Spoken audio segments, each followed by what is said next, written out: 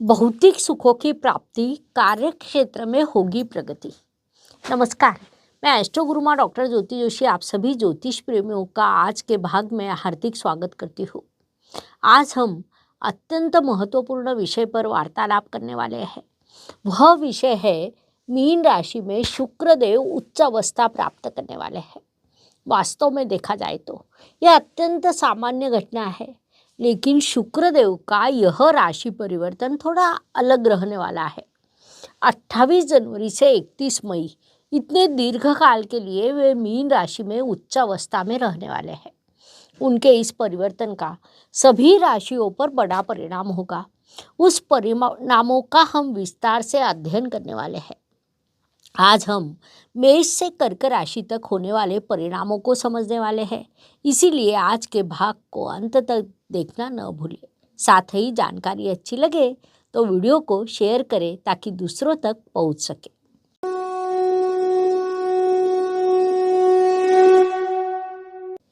अट्ठाईस जनवरी से 31 मई तक इतने दीर्घ काल के लिए शुक्रदेव मीन राशि में उच्च अवस्था में रहने वाले हैं।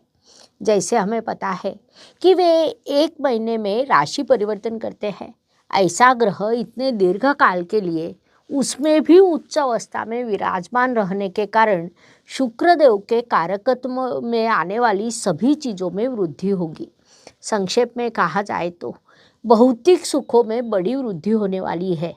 ये बात भले ही शुभ लगती हो, लेकिन भौतिक सुखों की अधिकता के कारण पाश्चिमात्य देशों की अवस्था हम देख रहे हैं।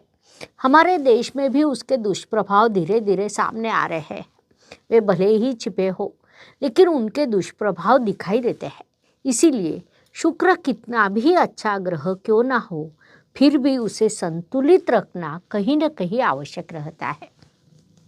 अतिरिक्त वास्तव्य के कारण अर्थात 4 महीने के ऊपर जब वह उच्च अवस्था में रहेगा, तब कई सकारात्मक प्रभाव और कई नकारात्मक प्रभाव भी होंगे।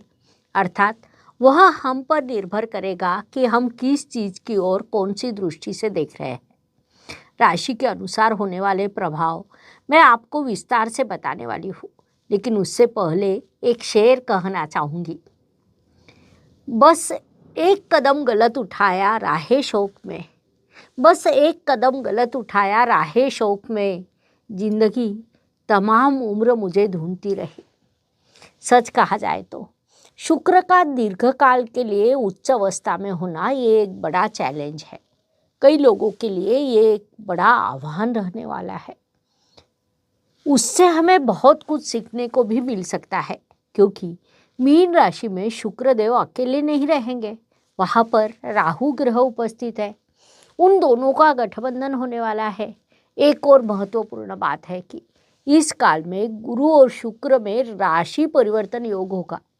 अर्थात गुरु ग्रह शुक्र की वृषभ राशि में और शुक्र ग्रह गुरु की मीन राशि में विराजमान रहेगा, जिस कारण उनमें राशि परिवर्तन योग निर्माण होगा।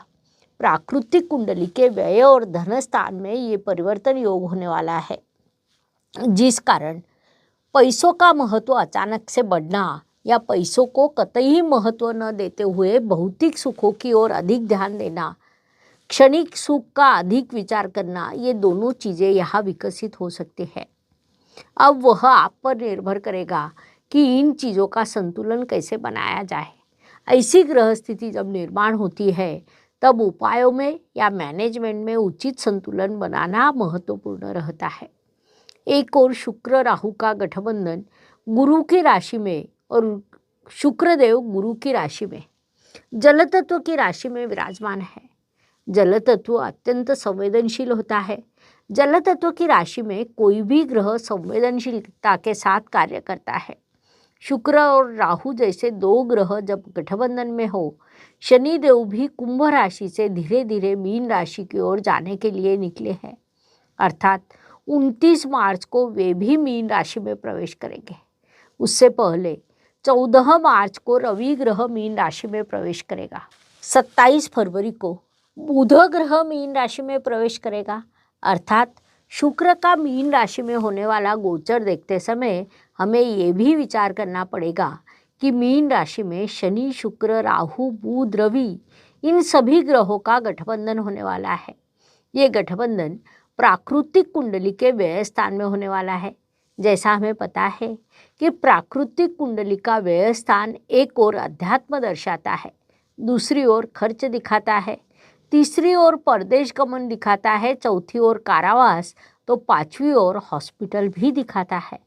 अब इनमें से कौन सा विभाग एक्टिवेट करना चाहिए, कौन सा सकारात्मक करना चाहिए, ये कई बार मनुष्य के कर्म अर्थात दशम स्थान पर निर्भर करता है, क्योंकि प्राकृतिक कुंडली के दशम स्थान के अधिपति शनिदेव भी वहीं पर रहने वाले हैं।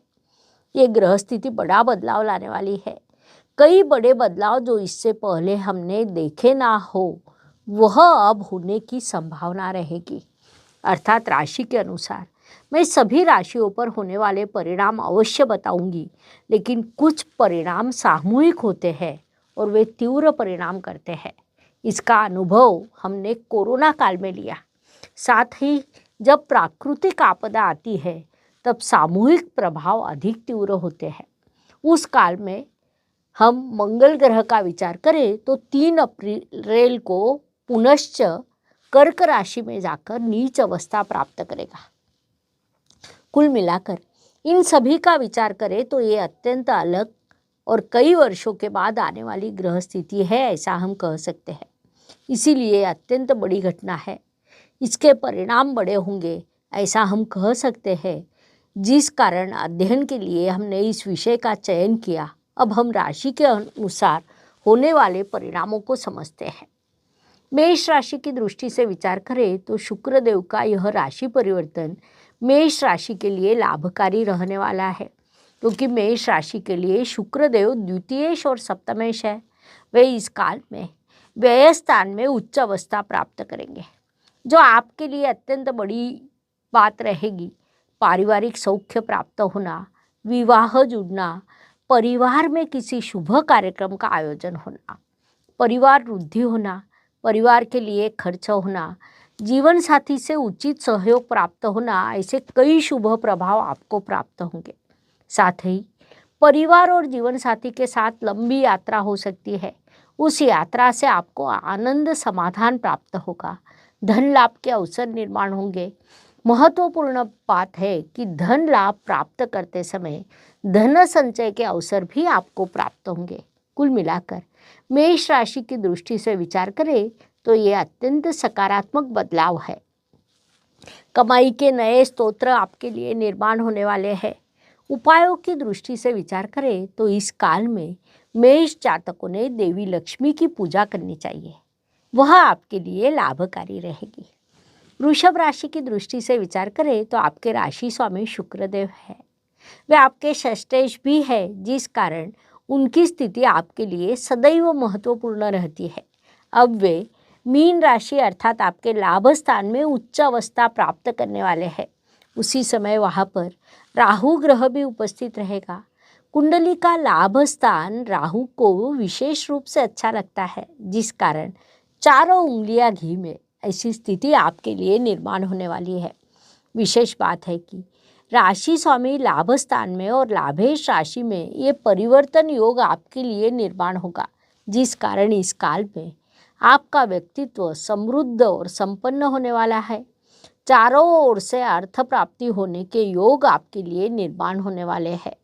अर्थ लाभ होना, व्यक्तित्व विकसित होना, शत्रुओं पर विजय प्राप्त करना, ऐसे कई शुभ प्रभाव आपको प्राप्त होने वाले हैं। लेकिन सब कुछ अच्छा होते हुए अपने स्वास्थ्य की ओर विशेष रूप से ध्यान देना आपके लिए आवश्यक रहेगा, क्योंकि स्वास्थ्य संबंधित कुछ समस्याएं इस काल में निर्माण हो सकती है। नौकरी में प्रगति और व्यवसाय में उन्नति, ये दोनों चीज़ें आपके लिए एक ही समय पर होने वाली है। साथ ही धन लाभ के साथ धन संचय के शुभ योग आपके लिए निर्माण होने वाले हैं, जिस कारण शुक्रदेव का यह गोचर आपके लिए अत्यंत महत्वपूर्ण रहने वाला है। अर्थात कुछ नियम स्वयं को लगाना आवश्यक रहता है, क्योंकि जीवन में जीवन मूल्य महत्वपूर्ण होते हैं। राहु और शुक्र का गठबंधन मनुष्य को कई बार विचलित कर देता है, इसलिए वृषभ जातकों ने उस दृष्टि से जागरूक रहना चाहिए। फिर भी शुक्रदेव का गोचर आपके लिए सकारात्मक रहेगा, ऐसा हम कह सकते हैं। उपायों की दृष्टि से विचार करें तो वृषभ राशि के जातक इस काल में हीरा या हीरे का उपरत्न परिधान कर सकते हैं, वह आपके लिए लाभकारी रहेगा। मिथुन राशि की दृष्टि से विचार करें तो शुक्रदेव आपके लिए पंचमेश और व्ययेश आते हैं। अब वे आपके कर्मस्थान में प्रवेश कर उच्च अवस्था प्राप्त करने वाले हैं। महत्वपूर्ण बात है कि वहाँ पर वे मालव्य राजयोग का निर्माण भी करेंगे, जो पंच महापुरुष योगों में से अत्यंत महत्वपूर्ण राजयोग माना जाता है। जो मिथुन जातक विदेश में नौकरी कर रहे हैं, उनके जीवन में बड़े बदलाव होने वाले हैं। साथ ही जिनका व्यवसाय इंपोर्ट एक्सपोर्ट से संबंधित है, विदेश से संबंधित है, हॉस्पिटल से संबंधित है, उन्हें इस काल में बड़ी सफलता प्राप्त हो सकती है। आप डॉक्टर हो, हॉस्पिटल से संबंधित आपका काम हो, तो इस काल में आपको बड़ी सफलता प्राप्त हो सकती है।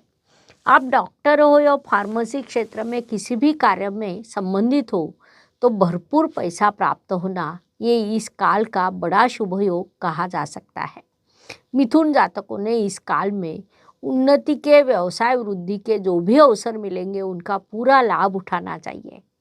उपायों की दृष्टि से विचार करें तो अपना उचित ध्यान रखना, स्वच्छ कपड़े परिधान करना, साफ सुथरा रहना, ये चीज़ें आपके लिए लाभकारी रहेगी, क्योंकि दशम स्थान में आकर शुक्रदेव मालव्य राजयोग निर्माण करने वाले हैं, जो मिथुन राशि के लिए महत्वपूर्ण रहेगा। कर्क राशि की दृष्टि से विचार करें तो शुक्रदेव आपके लिए चतुर्थेश और लाभेश है। अब वे आपके भाग्य स्थान में आकर उच्च अवस्था प्राप्त करने वाले हैं। वहीं पर शुक्र राहु गठबंधन भी होने वाला है। साथ ही लाभेश और भाग्येश में परिवर्तन योग भी होने वाला है, जिस कारण इस काल में आपका भाग्य समृद्ध होगा। भाग्य से लाभ प्राप्त होना, लाभ प्राप्ति के कारण भाग्य समृद्ध होना, ये विभाग यहाँ तीव्र रूप से सामने आएगा, जो आपके लिए महत्वपूर्ण रहेगा। कर्क संवेदनशील राशि मानी जाती है। आपके भाग्य स्थान में लाभेश शुक्रदेव उच्च अवस्था प्राप्त करने वाले हैं, जिस कारण इस काल में लाभ के कई अवसर आपके लिए निर्माण होंगे। फिर भी संवेदनशीलता का विचार करें तो जीवन में महत्वपूर्ण मूल्यों की ओर अधिक ध्यान देना अत्यंत महत्वपूर्ण और आवश्यक रहेगा, क्योंकि शुक्रदेव आपके लिए लाभेश और चतुर्थेश है। सौख्य हर कोई प्राप्त करना चाहता है। हमारा जीवन अधिकाधिक सुखद हो, सुखकर हो, परिवार का जीवन सुखद हो, इसलिए मनुष्य लगातार प्रयास करता है। उसमें अनुचित कुछ नहीं। उचित मार्ग से धनार्जन प्राप्त करना भी उचित है, लेकिन उसमें बह जाना कहीं न कहीं नकारात्मक होता है। इसीलिए शुक्रदेव के इस उच्च काल में हर व्यक्ति ने जागरूक रहना आवश्यक रहेगा। उपायों की दृष्टि से विचार करें तो कर्क जातकों ने अधिक से अधिक सफ़ेद रंग के कपड़े परिधान करना चाहिए। लेमन येलो, पिंक येलो आप उपयोग कर सकते हैं, लेकिन सफ़ेद रंग का उपयोग अधिक से अधिक करें, ये सलाह दी जाती है। इस प्रकार मेष से कर्क राशि तक उच्च अवस्था में शुक्रदेव के होने वाले परिणामों को समझने के लिए इतनी जानकारी पर्याप्त है। पुनश्च अवश्य मिलेंगे। धन्यवाद। शुभम भवतु। जय ज्योतिष। ज्योतिष का अध्ययन तथा शास्त्र की शास्त्रीय तरीके से पढ़ाई करने के लिए मेरी 2 किताबें प्रकाशित हो चुकी है, उनका अवश्य लाभ लीजिए। Please like, share and subscribe the channel, और हाँ, बेल आइकॉन दबाना ना भूलें। धन्यवाद।